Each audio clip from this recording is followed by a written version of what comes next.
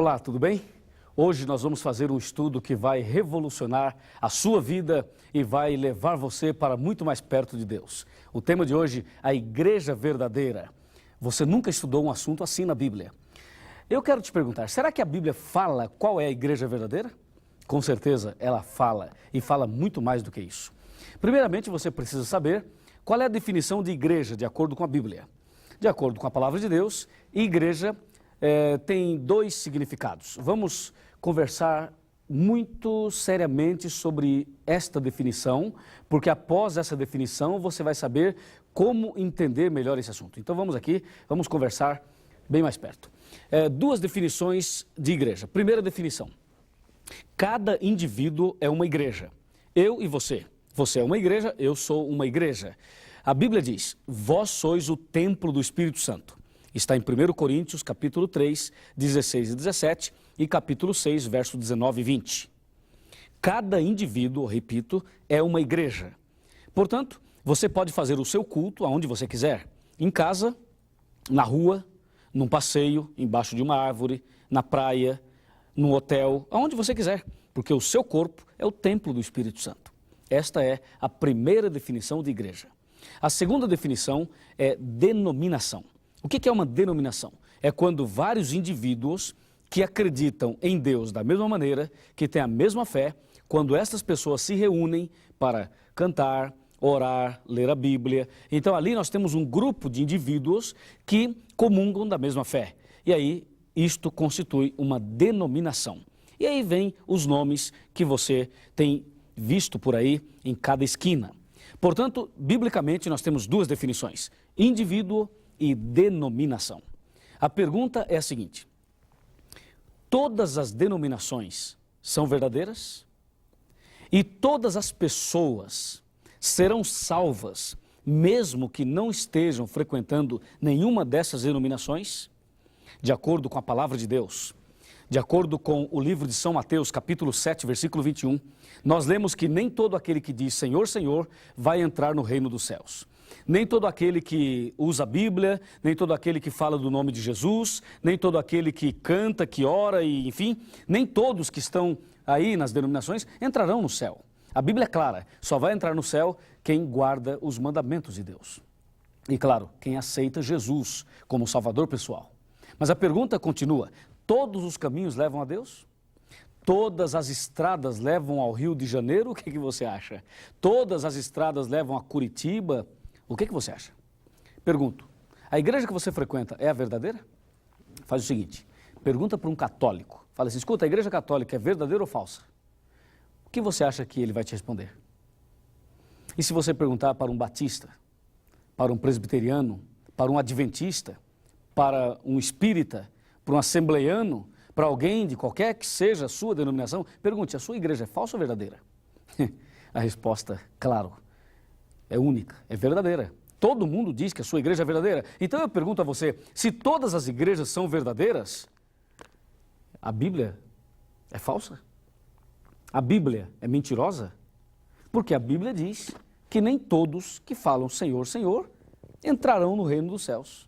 E a Bíblia também diz claramente de que nos últimos dias surgiriam falsos profetas. E aí, como sair desta situação? Pensa um pouquinho.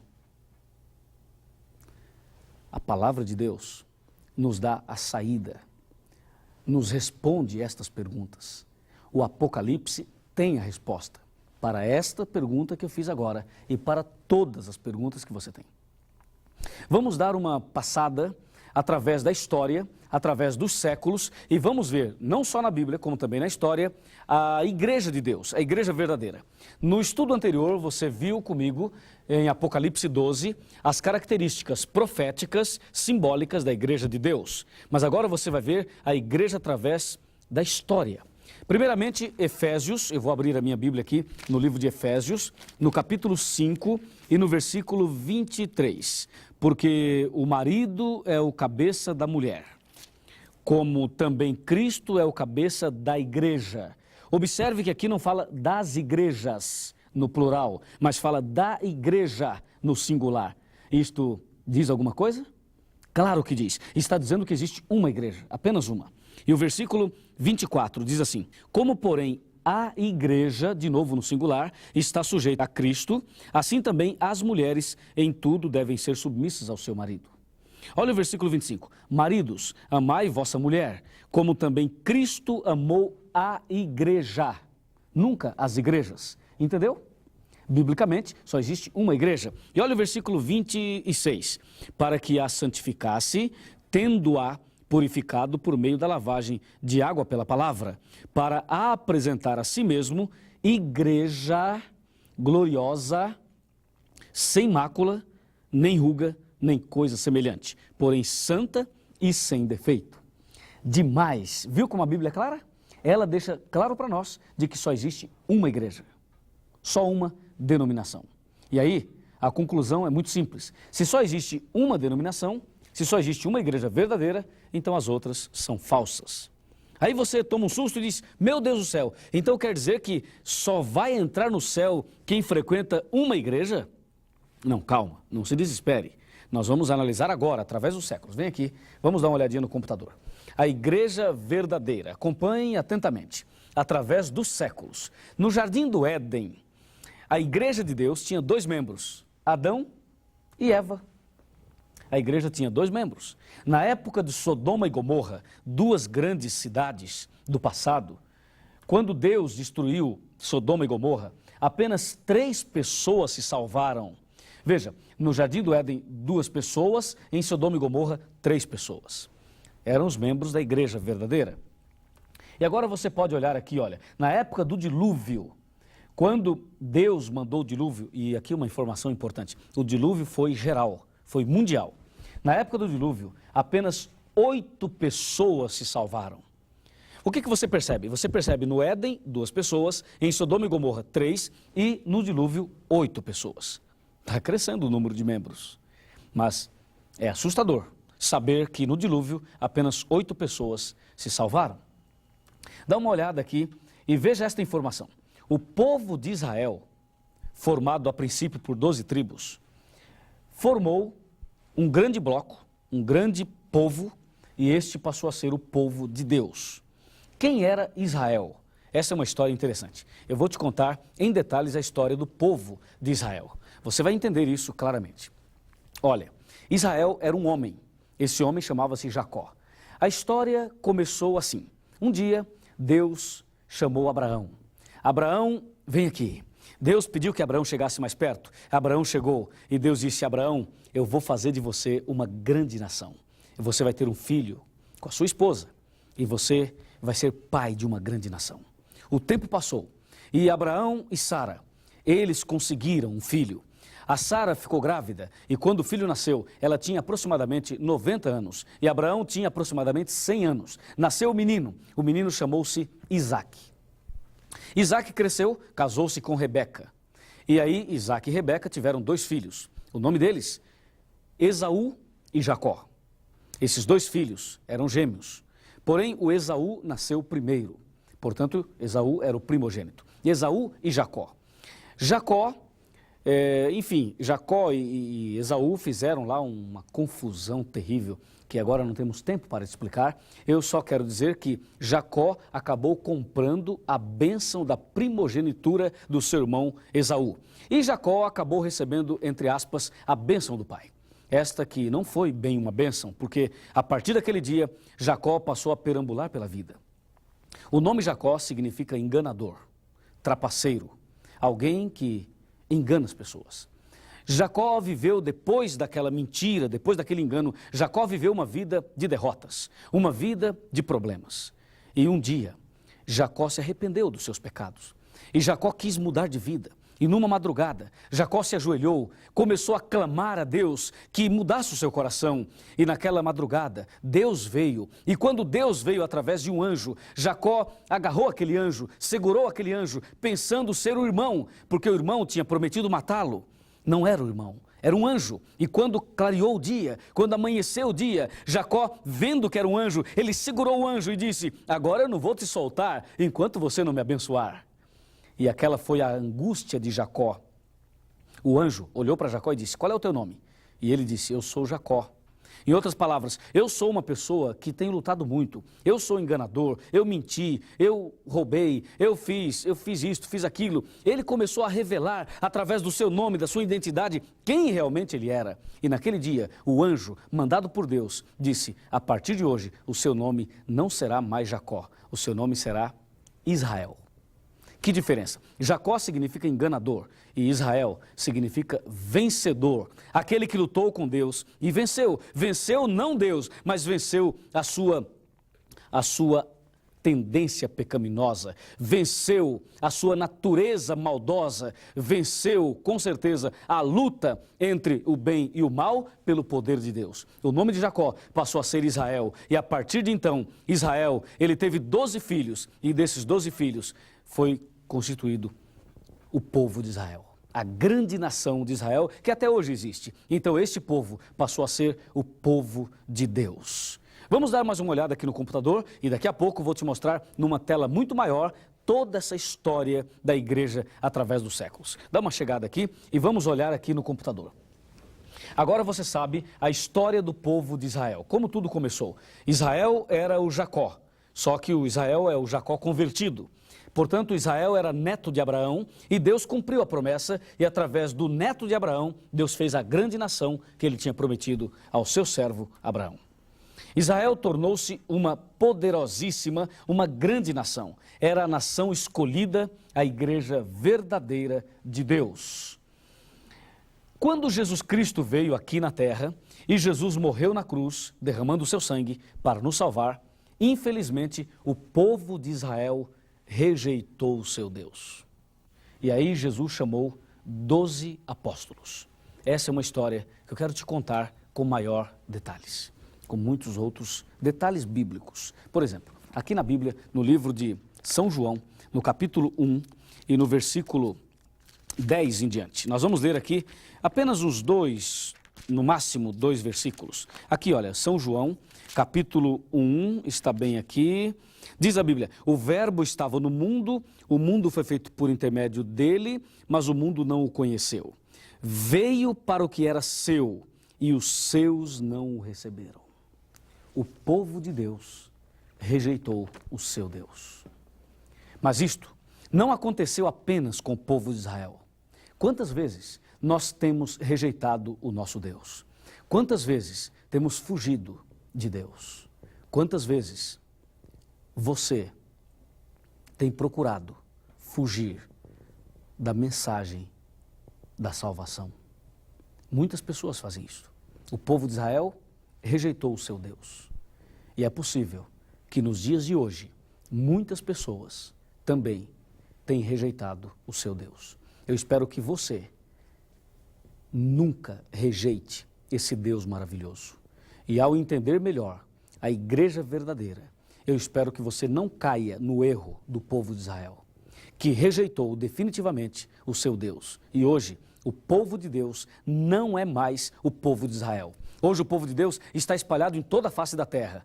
Mas lembre-se que Deus tem uma igreja, uma denominação verdadeira, uma denominação religiosa. Entendeu? E você precisa agora descobrir que igreja é essa. Vamos continuar na viagem através dos séculos. Lembrando que cada indivíduo é uma igreja, mas que Deus tem uma denominação, uma igreja organizada aqui na terra. Vamos continuar no computador, olhando essas imagens e ao mesmo tempo analisando todos os detalhes. O povo de Israel rejeitou o seu Deus. Então Jesus chamou os 12 apóstolos e deu início ao cristianismo. E aí o cristianismo passa por 7 fases. A primeira fase chama-se Éfeso, a segunda chama-se Esmirna, a terceira Pérgamo, a quarta fase Tiatira, a quinta fase Sardes, a sexta fase Filadélfia e a sétima fase Laodiceia. Estas 7 fases representam 7 etapas do cristianismo.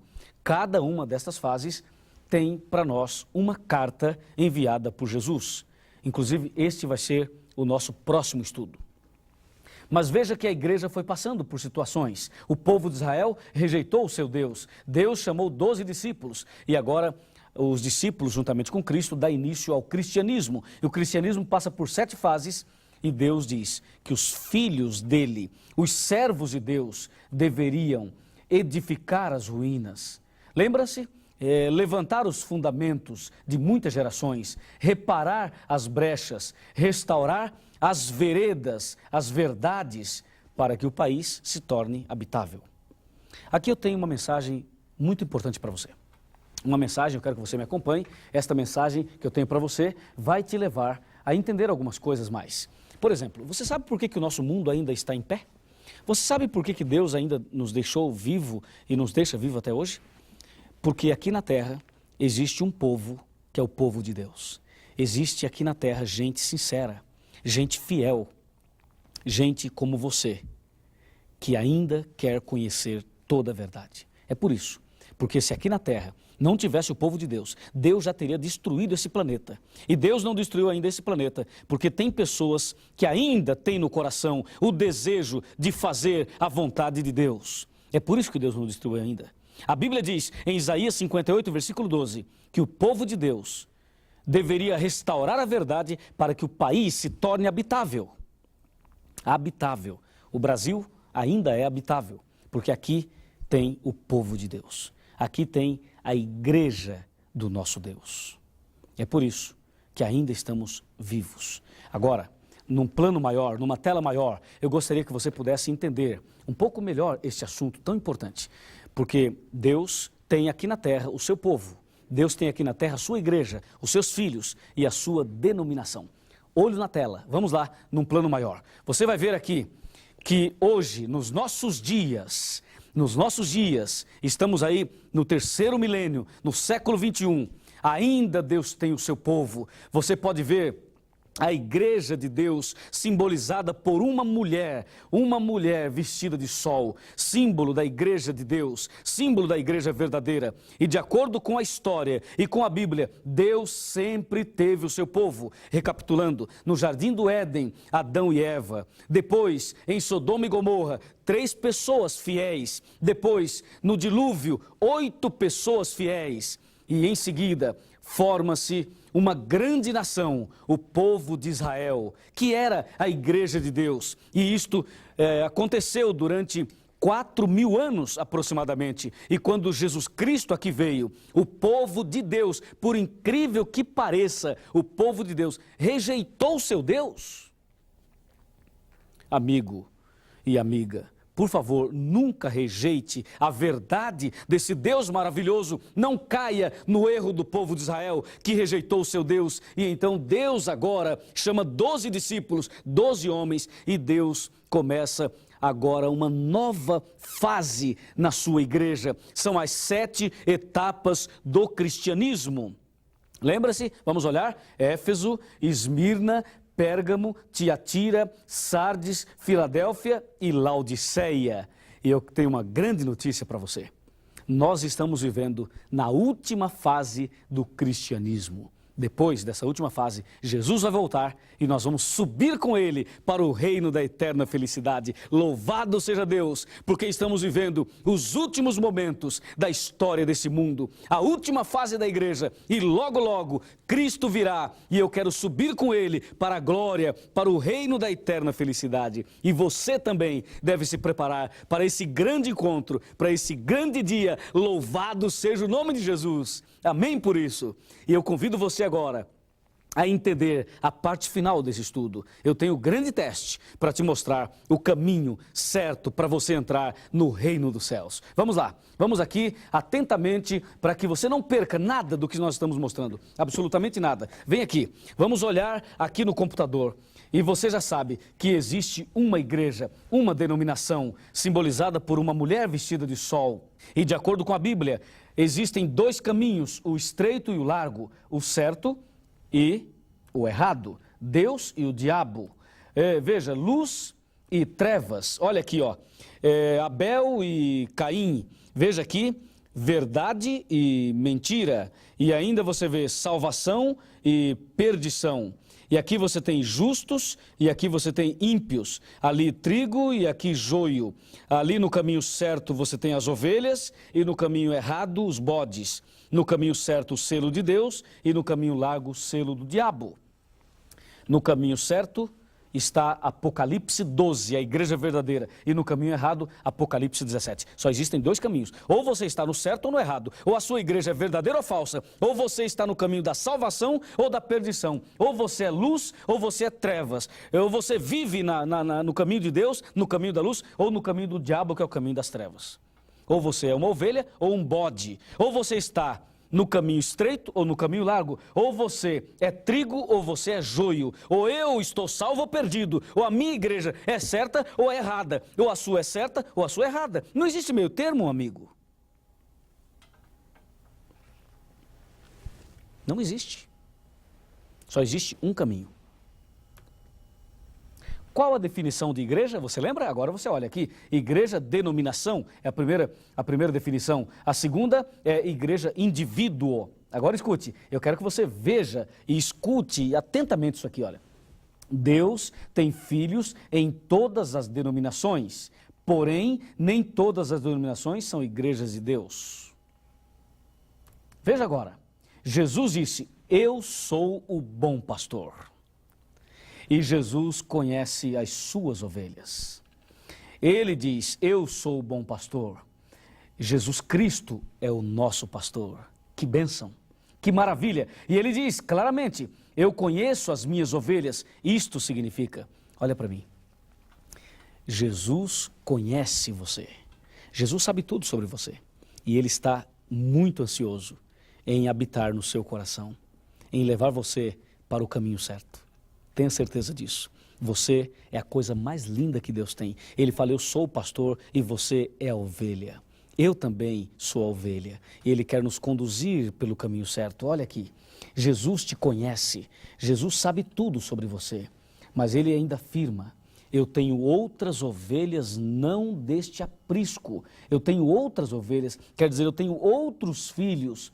Outros filhos não deste aprisco, significa não desta igreja. Significa, olha para cá, que Jesus tem filhos na igreja adventista, na igreja católica, na Assembleia de Deus, na congregação cristã, nas testemunhas de Jeová, ele tem na Universal, ele tem na Batista, ele tem na Metodista, ele tem na Quadrangular, ele tem em todas as denominações, até no Espiritismo, existem pessoas que pertencem a Deus. E talvez você esteja em algumas dessas igrejas, ou em outra igreja que eu não mencionei aqui, quem sabe na igreja dos Mormons, ou quem sabe você não frequenta igreja nenhuma. Não se preocupe, você é de Deus também. Diga amém. Você é uma pessoa importante, Deus ama você e Jesus considera você um filho querido por quem ele veio para morrer, ele morreu e virá para te buscar para levá-lo para o céu. Não é bom? É ótimo. Olha aqui. Ele diz, eu tenho outros filhos, não desta igreja. Isso significa que os filhos de Deus estão em todas as igrejas. E diz a Bíblia que um dia Jesus vai reunir os seus filhos, todos os filhos. Ele vai reunir todos eles numa só igreja. Por isso, diz a Bíblia, haverá um rebanho, haverá uma denominação, uma igreja e um só pastor. E esse pastor é Jesus Cristo. É isso aí. Ele quer fazer isso. Não há dúvida de que hoje os filhos de Deus estão espalhados nas mais variadas denominações. Esta nunca foi a vontade de Deus que os seus filhos estivessem espalhados. Nunca foi a vontade de Deus. Deus diz, retirai-vos dela, povo meu. Retirai-vos das igrejas erradas, que não guardam os mandamentos de Deus. Esta é a mensagem da Bíblia. E agora, o grande teste. Preste atenção nesse grande teste. Antes do grande teste, por favor. O que eu vou te mostrar agora é pesado. É forte demais. Se você estiver em pé, eu convido a sentar. E se você estiver sentado, eu te convido a apertar o cinto. E quero te fazer uma pergunta. Você quer fazer o teste? Será que a sua religião passa no teste? Será que a sua igreja passa no teste para saber se ela é verdadeira ou falsa? Você tem coragem de ver aqui na tela a sua religião? É forte. Mas se você quer ouvir a verdade e ver a verdade, então vem para cá. O grande teste. Aqui, olha, eu tenho 5 quadradinhos. Você está vendo? Esse primeiro representa Deus, o segundo representa Jesus Cristo, o terceiro representa o Espírito Santo, o quarto representa a Bíblia e o quinto quadradinho representa os 10 mandamentos. Aqui você tem as 5 colunas da verdade. Disse Jesus que conhecereis a verdade e a verdade vos libertará. Nós vamos ver agora qual igreja está vivendo em toda a verdade. Eu vou botar nome nas igrejas, hein? Vamos lá. Primeiro, os batistas, os nossos queridos amigos batistas. Será que os batistas têm toda a verdade? Pergunto, os batistas creem em Deus? Sim. Eles creem em Jesus? Sim, também. Eles creem no Espírito Santo? Também creem. Eles creem na Bíblia? Claro que sim. E os batistas aceitam os 10 mandamentos? Não, eles aceitam 9 mandamentos. Portanto, a nota para os batistas é 4 verdades, 4 colunas, 9 mandamentos. Então a igreja batista é uma igreja muito boa, tem gente muito boa lá, mas ela não tem toda a verdade. Tem alguma coisa de verdade, mas não tem toda a verdade. Veja agora, as testemunhas de Jeová. As testemunhas de Jeová, será que eles creem em Deus? Sim, eles creem em Deus. E em Jesus Cristo? Aí é um problema. Eles acham que Jesus foi criado, acham que Jesus é uma criatura e não um criador. Então eles já tropeçam aí. E o Espírito Santo também. Eles acham que o Espírito Santo é uma força, é a força ativa de Deus e não acreditam no Espírito Santo como pessoa. E na Bíblia, eles também arrumaram um grande problema com a Bíblia e com os 10 mandamentos também. Então, que nota damos às testemunhas de Jeová? 2,9. É uma religião muito boa, tem pessoas inteligentes, pessoas sinceras, ovelhas de Deus, mas como denominação, deixa a desejar. Veja essa agora, a Igreja Católica. Muitos dizem que é a primeira que existiu, a mais importante, a verdadeira. Vamos ver, a Igreja Católica crê em Deus? Sim, ela crê. E em Jesus? Também. E no Espírito Santo? Também. E na Bíblia? A Bíblia é um problema. Lembra-se que eles acrescentaram 7 livros e acrescentaram textos, capítulos em Daniel e também no livro de Esther. Portanto, a Igreja Católica tropeça na 4ª coluna e na 5ª coluna nem se fala. Os 10 mandamentos, eles mudaram totalmente os 10 mandamentos. Mexeram em 2 dos 10 mandamentos. Que nota damos à Igreja Católica? Damos 4,8. Eles aceitam 4 colunas e 8 mandamentos. A próxima igreja, os mormons, Igreja de Jesus Cristo dos Santos dos Últimos Dias, os mormons. Vamos ver, eles creem em Deus, em Jesus, no Espírito Santo, na Bíblia e nos 10 mandamentos. Vamos ver que nota nós temos aqui. Nós temos 3,9. Por quê? Porque eles não creem somente na Bíblia, mas tem o livro de Mormons. E agora você vê aqui. As igrejas tradicionais, como metodistas, presbiterianas e assim por diante, eles aceitam 4 colunas e 9 mandamentos, 4,9. O que dizer da Igreja Adventista do 7º dia? A Igreja Adventista crê em Deus? Sim, ela crê em Deus. E em Jesus também? E no Espírito Santo? Claro que sim, nós também cremos. E na Bíblia também? E nos 10 mandamentos? Claro que sim. Que nota damos à Igreja Adventista? Para a glória de Deus, damos nota 5, nota total. A Igreja Adventista aceita toda a verdade. E tem mais. As igrejas pentecostais. Pentecostais são as igrejas barulhentas, que falam em línguas estranhas, que faz todo esse barulho por aí, envolvendo todas as igrejas pentecostais. Normalmente, elas têm a mesma doutrina. Elas aceitam 4 colunas da verdade e apenas 9 mandamentos. 4,9.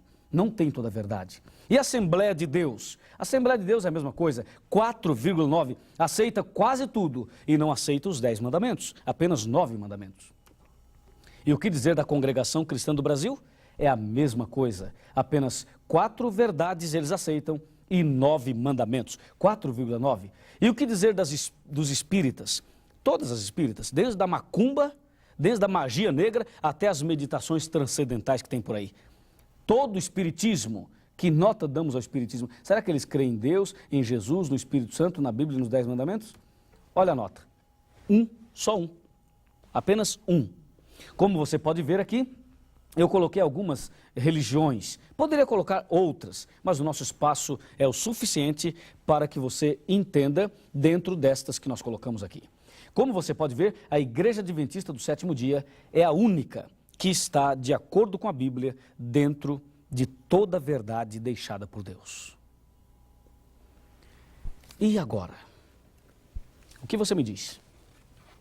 Você acha que eu estou sendo muito arrogante em apresentar tudo isso? Você acha que eu não deveria falar esse assunto? Se você acha assim, então vem aqui que eu vou te falar uma coisa. Quando Jesus voltar, meu amigo, se você se perder, algum pastor vai ser responsável pela sua perdição? Algum padre vai assinar uma carta de responsabilidade pela sua perdição? Não. Você sabe por que tem esse monte de religiões por aí? É para enganar você. Uma vez, o diabo, ele fez uma reunião com os demônios. O diabo queria encontrar um plano para acabar com o cristianismo e para destruir a igreja verdadeira. Sabe o que o diabo fez? O diabo reuniu os seus demônios e começou a pegar a opinião deles. E um demônio levantou a mão e disse, eu tenho uma ideia. E o capeta-chefe falou assim, qual é a tua ideia? E o diabinho lá falou o seguinte, olha, a minha ideia é matar todos os cristãos que guardam os mandamentos de Deus. Aí acaba com a raça, logo de uma vez. E o diabo-chefe falou assim, não, tua ideia não é boa. Na Idade Média, nós matamos cristãos. E quanto mais a gente matava, mais pessoas se convertiam. Então a tua ideia não funciona. A reunião prosseguiu. E os demônios foram dando ideias. E o diabo não aceitou nenhuma dessas ideias. Até que no final da reunião, um capetinha lá no fundo do salão, ele levantou a mão e disse, eu tenho uma ideia. E então o diabo-chefe falou, qual é a tua ideia? Ele disse, a minha ideia é o seguinte, não vamos matar mais cristãos, nem vamos queimar mais Bíblias. Pelo contrário, a partir de hoje, nós vamos incentivar as pessoas. Eu estou pegando aqui a minha Bíblia. Nós vamos apoiar, incentivar que as pessoas peguem a Bíblia e que abra-se muitas igrejas, que se abram muitas portas de igrejas pequenas, igrejas médias, igrejas grandes. Vamos incentivar e que a partir de hoje nós possamos ter em cada esquina uma religião diferente e aí nós vamos confundir todo mundo. Não vamos permitir que as pessoas descubram a verdade. E aí a gente deixa cada um com a Bíblia na mão, deixa que as pessoas cantem, que elas façam orações, mas não vamos deixar as pessoas viverem na verdade. Olha, depois disso que esse demônio falou, o capeta-chefe olhou para ele e falou assim, rapaz, a tua ideia é diabólica. E a reunião, então, ficou um pouco mais inflamada. E aí, o diabo, a partir daquele dia, começou a incentivar a abertura de muitas igrejas. E hoje, o que você acha? Hoje tem religião em cada esquina. Tem religião para todos os gostos. Se você gosta de samba, tem religião que toca samba. Se você gosta de uma igreja mais simples, tem uma igrejinha mais simples. Se você gosta de uma igreja para rico, então tem uma igreja para rico. Hoje tem religiões, né, aos montes por aí. E eu pergunto, o que você pensa quando você olha para essa confusão religiosa, para essa verdadeira Babilônia? Sabe o que muitas pessoas dizem e pensam? Dizem assim, quer saber de uma coisa? Eu não vou para religião nenhuma, porque cada uma fala uma coisa, uma fala mal da outra, a outra fala mal dessa uma, e cada uma prega uma coisa diferente. Quer saber de uma coisa? Eu não vou para lugar nenhum, eu vou ficar na minha casa. Aí o diabo olha para você e diz, é isso aí, fica em casa mesmo. Funcionou o meu plano, tá vendo? Abrimos um monte de religiões e agora as pessoas não sabem qual é o caminho certo e ficam em casa. Yes, deu certo, diz o diabo. E aí? Você vai cair na rede de Satanás? Vai cair na arapuca do diabo? Não, meu amigo. Deus tem um caminho para você. Deus tem uma igreja para você.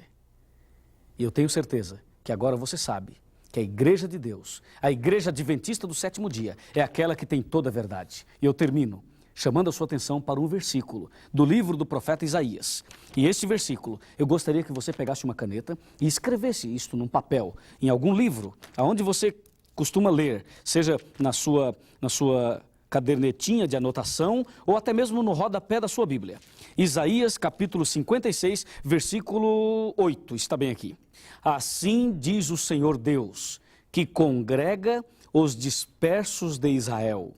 Ainda congregarei outros aos que já se acham reunidos. Amigo e amiga, Deus tem uma igreja e tem os seus filhos reunidos. E sabe o que o profeta está dizendo? Que Deus quer congregar, reunir outras pessoas aos que já se acham reunidos. Você deseja fazer parte do povo de Deus, não deseja?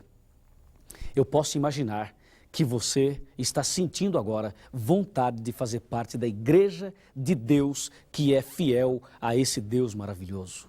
Você viu o grande teste e agora é com você. Agora você decide, agora você escolhe o final. agora você sabe o que vai fazer. Já ouviu essas palavras por aí? Já, mas eu quero te contar uma história e essa história vai te aproximar muito mais de Deus. Eu vou aqui, olha para mim, olha aqui para mim, imagine que eu esteja numa sala de aula, tá bem? Estou numa sala de aula agora e numa sala de aula eu vou contar para você essa história. Tinha um professor muito inteligente. Esse professor era muito inteligente mesmo. E um dia, os alunos pensaram em desmascarar esse professor e quem sabe provar que ele não era tão inteligente assim. E aí, um garoto, aqueles alunos bem terríveis, ele pegou alguma coisa e colocou na mão. E ele escondeu as suas duas mãos aqui atrás. E ele disse, professor, se o senhor é tão inteligente, adivinha o que eu tenho na minha mão?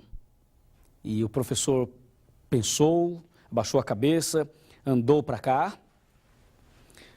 Depois o professor voltou, andou para cá novamente. Pensou, pensou e pensou. E aí o professor olhou bem nos olhos do aluno e disse assim, eu já sei a resposta. E o aluno sabia que quando o professor dizia já sei é porque ele sabia mesmo. E o professor disse, querido aluno, o que você tem nas suas mãos, aí atrás, é um passarinho. Acertou! Que professor inteligente, acertou, é um passarinho mesmo. E o aluno disse, calma professor, eu ainda não terminei. O senhor acertou, é um passarinho que tem aqui na minha mão. Mas me diz aí professor, o passarinho está vivo ou morto? E ele pensou, agora eu pego o professor. Se ele falar, está morto, eu digo, não senhor, está vivo. E se ele falar, está vivo, eu mato aqui atrás e digo, não senhor, está morto. Hã? E ele pensou, agora ele não escapa. Vai professor, diz aí, está vivo ou está morto? E o professor coçou a cabeça, andou para cá, andou para lá. Estava difícil. Mas aí o professor disse, já sei a resposta. E o garoto pensou, será que ele sabe? Nem eu sei a saída para essa pergunta que eu fiz. Mas o professor, quando dizia, já sei, é porque ele sabia mesmo. E o aluno ficou esperando e a classe fez um silêncio. Um momento em que o professor deveria responder. Estava em jogo a sabedoria ou não do professor. O professor, olhando para os olhos do aluno, disse, querido aluno, se o passarinho está vivo ou morto, eu não sei. Mas uma coisa eu sei. A decisão está em suas mãos. Uau! Que resposta desse professor! A classe fez silêncio absoluto. Todo mundo abaixou a cabeça. Que sabedoria, que resposta! A decisão está em suas mãos. É isso. Meu amigo, se você pertence à igreja verdadeira ou não, eu não sei.